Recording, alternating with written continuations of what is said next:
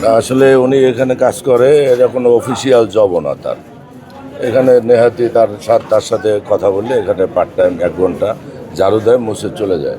এবং গেল মাসে এটা উনি এই চাকরিটা এখানে নিয়েছে সামান্য বেতনে। তো এখন এখানে ওই যে এসপি সাহেব যেটা বললেন আর কি, যে এখানে আসলে উনি ওই প্রতিদিন একা আসেন 9টায় সাধারণত। আজকেই শুধু 11টা আসছে বাচ্চা 2টা নিয়ে।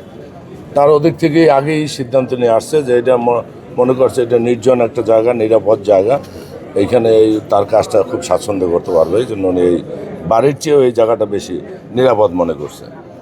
আর উনি সুইসাইড করছে এটা আমরা সিসিটিভি ক্যামেরায় মোটামুটি এটা স্পষ্ট। 2টা বাচ্চা নিয়ে উনি উঠছে, রুমের ভিতরে ঢুকছে, একটারে ঢুকাইছে, ওই পাশে আবার সেই রুমে ঢুকছে।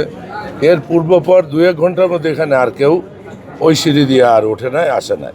প্রত্যেকটা সিঁড়ি দিয়ে আমার সিসিটিভি ক্যামেরা আছে এবং সবগুলো সচল আছে। এটা আমি দেখলাম, এটা প্রমাণিত যে মাই এই ঘটনাটা ঘটাইয়া নিজে সুইসাইড করছে। এখন সুইসাইড কেন করছে? পারিবারিক দ্বন্দ্বের কারণে, না সে অভাবগ্রস্ত, ঋণগ্রস্ত, কোনো এনজিওর কাছে চাপে ছিল কি না? আমার কথা যদি সুইসাইডও করে থাকে, তাহলে সুইসাইডের নেপথ্যে কারা ইন্ধনদাতা, কারা এই ঘটনাকে এইভাবে উৎসাহিত করলো, সে বিষয়টাও পুলিশ তদন্তে নিয়ে আসবে। আমি এসপি সাহেবকে বলেছি তদন্ত করে পোস্টমর্টম রিপোর্ট আসলে যদি কোনো পাওনাদারের প্রেশার থাকে, এনজিওদের শুনছে 4টে এনজিওর তার আছে, লোন আছে, এবং 2-3টে ওভারডিউ আছে যেটা সে যথারীতি দিতে পারছিল না।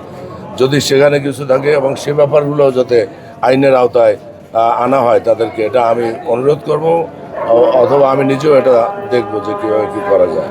তার কারণ হলো একটা লোক দেওয়ার মতো অ্যাবিলিটি আছে কিনা সেটা না জেনে যদি 4-5টা সংস্থার থেকে টাকা দেয়, তখন তো সে এমনি পাহাড় মাথায় নিয়ে তাকে চলতে হয়। অতএব এই বিষয়গুলো আমরা দেখব। সুইসাইড হলো, সুইসাইডে কারা প্ররোচনা দিয়েছে সে বিষয়টা আইনের আওতায় আসবে।